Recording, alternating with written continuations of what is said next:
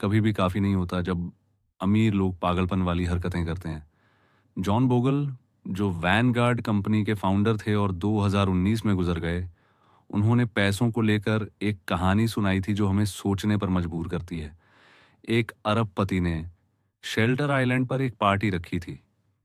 वहां लेखक कर्ट वॉनेगट अपने दोस्त जोसेफ हेलर से बोले कि इस पार्टी के होस्ट, जो एक हेज फंड मैनेजर हैं, ने एक दिन में इतनी कमाई की है जितनी हेलर ने अपनी मशहूर किताब कैच 22 से पूरी जिंदगी में नहीं की। जोसेफ हेलर ने जवाब दिया, हाँ, लेकिन मेरे पास वो चीज है जो उसके पास कभी नहीं होगी। काफी। काफी। इस एक शब्द ने मुझे हिला दिया। दो वजहों से। पहली, क्योंकि मुझे खुद जिंदगी में बहुत कुछ मिला है, और दूसरी, क्योंकि हेलर की बात 100% सच थी। हमारे समाज का एक बड़ा हिस्सा, जिसमें कई सबसे अमीर और ताकतवर लोग भी हैं, काफी का मतलब ही भूल चुके हैं। और यही सबसे बड़ा खतरा है।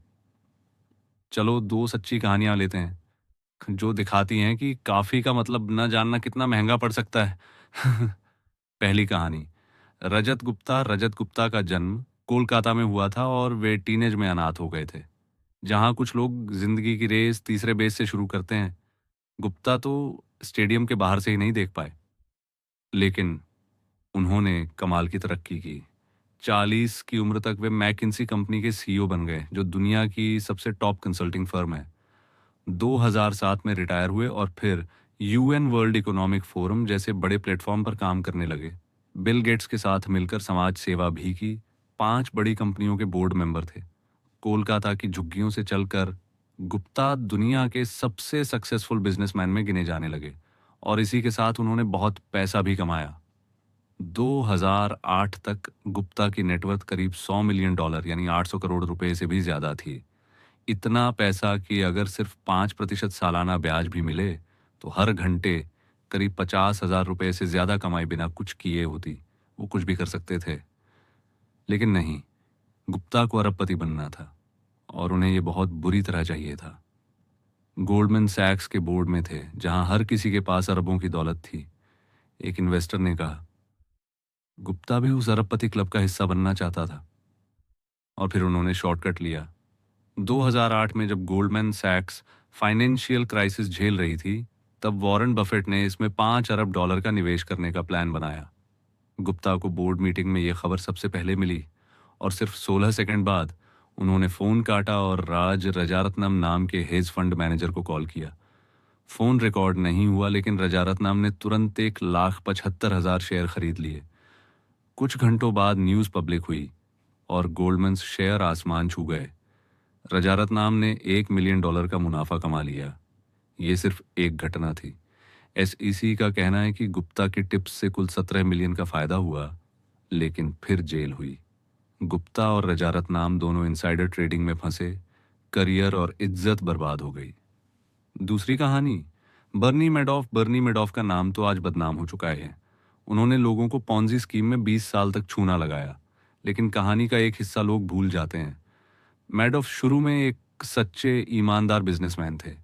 वो एक मार्केट मेकर थे, यानी स्टॉक्स के खरीदार और बेचने वालों को जोड़ने का काम करते थे, और इसमें काफी सफल थे। 1992 में वॉल स्ट्रीट जर्नल ने लिखा था कि मैडॉफ की कंपनी हर दिन 740 मिलियन का ट्रेड करती थी, जो न्यूयॉर्क स्टॉक एक्सचेंज का 9% था। उनकी फर्म इतनी तेज और सस्ती थी कि दूसरों को पैसे देकर भी उनकी ट्रेडिंग संभालती थी। उनका लेजिट सच्चा बिजनेस सालाना 25 से $50 मिलियन कमाता था। तो सवाल ये है, जब इतना सब कुछ था, तब भी उन्होंने धोखा क्यों किया? सबक क्या है? जो लोग भूख और गरीबी में जुर्म करते हैं वो एक अलग बात है। जैसे एक नाइजीरियन स्कैमर ने एक बार कहा था, गरीबी तुम्हें दूसरों के दर्द को महसूस नहीं करने देती। लेकिन गुप्ता और मैडॉफ, इनके पास सब कुछ था, पैसा, पावर, इज्जत, आजादी, और फिर भी इन्होंने सब कुछ दांव पर लगा दिया, सिर्फ और सिर्फ थोड़ा और पाने के लिए। क्यों? क्योंकि इनके पास काफी नहीं था। ये तो एक्सट्रीम केस थे, लेकिन ऐसा व्यवहार गैर क्रिमिनल तरीकों में भी दिखता है। जैसे लॉन्ग टर्म कैपिटल मैनेजमेंट, एक हेज फंड जिसमें सारे ट्रेडर्स करोड़पति थे और अपनी ही फंड में इन्वेस्ट करते थे, लेकिन और पैसा कमाने के लालच में इतना रिस्क लिया कि सब कुछ हार गए। वो भी 1998 में जब मार्केट बुल रन में था, वॉरेन बफेट ने एकदम सही कहा था। अब तक पैसा कमाने के लिए जो तुम्हारे पास नहीं है और जिसकी ज़रूरत भी नहीं है, तुम वो चीज़ें खतरे में डालते हो जो तुम्हारे पास हैं और ज़रूरी हैं। ये सरासर बेवकूफ़ी है। जो चीज़ तुम्हारे पास है और ज़रूरत की है, उसे उस चीज़ के लिए खतरे में डालना, जिसका तुम्हारे पास ना होना कोई फ़र्क नहीं डालता, ये कोई समझदारी नहीं है। ये बात जितनी सीधी है, उतनी ही ज़्यादा लोग इसे नज़रअंदाज करते हैं। हम में से बहुत कम लोग कभी भी 100 करोड़ से ज़्यादा जैसी दौलत कमाएँगे, जैसा कि गुप्ता या मैडॉफ ने किया था। लेकिन जो ये किताब पढ़ रहे हैं, उनमें से कुछ लोग अपनी ज़िंदगी में एक ऐसा समय ज़रूर देखेंगे, जब उनकी सैलरी या उनके पास इतना पैसा होगा कि वो अपनी सभी ज़रूरी चीज़ें और बहुत सारी चाहिए हुई चीज़ें भी आराम से खरीद सकें। अगर आप उनमें से एक हैं, तो ये बातें याद रखिए। पहला पैसे को लेकर सबसे मुश्किल स्किल है, लक्ष्य को एक ही जगह रोक पाना। लेकिन ये सबसे ज़रूरी भी है। अगर आपकी उम्मीदें आपके रिज़ल्ट के साथ-साथ बढ़ती जाएँ, तो ज़्यादा मेहनत करने का कोई फ़ायदा नहीं, क्योंकि फीलिंग वही की वही रहेगी। खतरा तब होता है जब और चाहिए की आदत और पैसा और पावर और इज़्ज़त आपकी भूख को संतुष्टि से तेज़ी से बढ़ाती है। ऐसे में आप एक कदम आगे बढ़ते हैं, लेकिन आपका लक्ष्य 2 कदम और दूर चला जाता है। आपको लगेगा कि आप पीछे छूट रहे हैं और पकड़ देने के लिए आपको और ज़्यादा रिस्क लेना पड़ेगा। आज की पूंजीवादी दुनिया 2 चीज़ों में मास्टर है, दौलत बनाना और जलन फैलाना। शायद ये दोनों साथ ही चलते हैं, वो दूसरों से आगे निकलने की चाहत ही मेहनत की असली आग बनती है। लेकिन ज़िंदगी में काफ़ी का एहसास ना हो तो मज़ा ही नहीं आता। जैसा कि कहा जाता है वो, खुशी, रिज़ल्ट, उम्मीदें न दो। असल प्रॉब्लम है दूसरों से तुलना करना। एक नया बेसबॉल प्लेयर जो साल का $5 लाख कमाता है, वो किसी भी हिसाब से अमीर है। लेकिन मान लो वो उसी टीम में है जिसमें माइक ट्राउट खेलता है, जिसकी 12 साल की डील $430 मिलियन की है। अब उस नए प्लेयर को लगता है कि वो तो गरीब है। अब सोचो, माइक ट्राउट को देखो, $33 मिलियन सालाना एक पागलपंती वाली रकम है। लेकिन 2018 में टॉप 10 हेज फंड मैनेजर की लिस्ट में आने के लिए तुम्हें साल में कम से कम $340 मिलियन कमाने होते थे।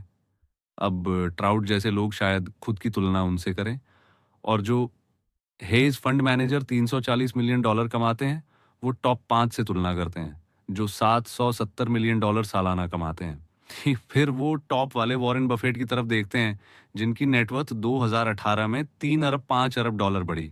और शायद बफेट भी आगे देख रहे हो जेफ बेजोस की तरफ, जिसकी नेटवर्थ 2018 में 24 अरब डॉलर बढ़ी।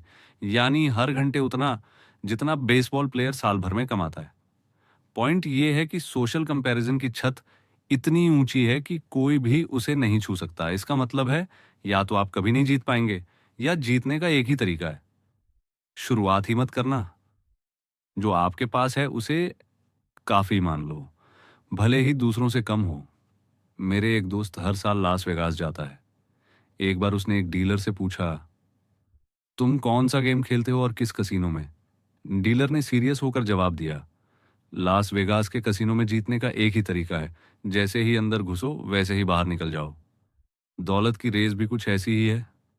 3, काफी का मतलब थोड़ा नहीं होता। कई बार लगता है कि काफी है बोलना मतलब मौका गंवाना या कंजूस बन जाना है, लेकिन ऐसा नहीं है। काफी का असली मतलब ये समझना है कि और चाहिए कि न खत्म होने वाली भूख आपको पछतावे तक ले जाएगी। जैसे पेट में कितना खाना फिट होता है, ये जानने का एक ही तरीका है, इतना खा लो कि उल्टी हो जाए। लेकिन कोई ऐसा नहीं करता, क्योंकि उल्टी बहुत दर्द देती है। फिर भी बिजनेस और इन्वेस्टमेंट में लोग यही करते हैं, जब तक खुद टूट ना जाए रुकते नहीं। ये नुकसान छोटा भी हो सकता है, जैसे वर्क बर्नआउट या ज़्यादा रिस्क वाला पोर्टफोलियो जो आप चला नहीं पाते, या फिर बड़ा नुकसान भी हो सकता है, जैसे गुप्ता और मैडॉफ, जो पैसे के पीछे इतना भागे कि चोरी तक करने लगे। फर्क नहीं पड़ा कि उसकी कीमत क्या होगी। अगर आप हर एक रुपए के पीछे भागते रहोगे, तो वो कभी ना कभी आपको गिरा देगा। 4, कुछ चीजें ऐसी होती हैं जिनके लिए कोई भी रिस्क लेना बेकार है, चाहे उससे कितना भी फायदा हो सकता हो। जेल से छूटने के बाद राजत गुप्ता ने न्यूयॉर्क टाइम्स से कहा, किसी भी चीज से ज्यादा अटैच मत हो, चाहे वो आपकी इज्जत हो, आपकी उपलब्धियां हो या कुछ और। अब सोचता हूँ कि क्या फ़र्क पड़ता है। ठीक है, इसने मेरी इज़्ज़त ख़राब कर दी, लेकिन वो तभी दुःख देता है जब आप इज़्ज़त से अटैच्ड हो। लेकिन ये उनकी कहानी से सबसे ख़राब सीख है। मुझे लगता है ये सिर्फ़ उस इंसान की खुद को दिलासा देने वाली बातें हैं, जो जानता है कि उसकी इज़्ज़त अब वापस नहीं आने वाली। इज़्ज़त अनमोल होती है। आज़ादी और खुद की मर्ज़ी से जीने का हक अनमोल है। परिवार और दोस्त अनमोल हैं, जिनसे आप प्यार करते हैं और जो आपसे प्यार करते हैं, ये अनमोल है। खुशी अनमोल है। इन चीज़ों को बचाए रखने का सबसे अच्छा तरीका है, ये जानना कि कहाँ रुक जाना चाहिए। कब ये मान लेना चाहिए कि अब काफ़ी है। अच्छी बात ये है कि काफ़ी बनाने का सबसे ताकतवर तरीका बहुत ही सिंपल है और उसमें किसी ऐसी चीज़ का रिस्क नहीं होता जो वाक़ई ज़रूरी हो। अब अगले चैप्टर में उसी सिंपल लेकिन पावरफुल टूल के बारे में बात होगी।